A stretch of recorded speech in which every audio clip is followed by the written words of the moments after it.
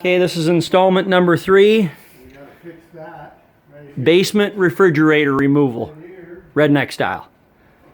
Coming at you. We got the skid set up. Refrigerator's on a dolly. And we got this chain going up here out to this all-wheel drive automobile right there. Oh, yeah. Hooked on the ball. Hooked on the ball. Got that blow and go. So we're going to see if we can not do any damage on this run.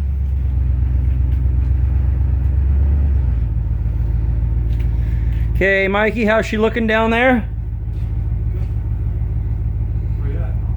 We're, oh wait, are we lined up with that ramp? Yeah, pretty good.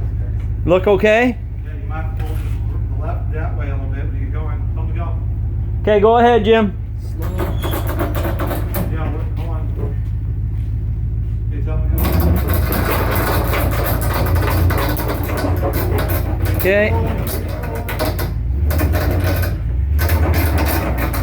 Coming off this side.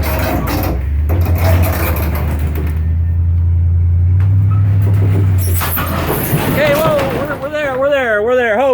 Whoa. Jesus Christ.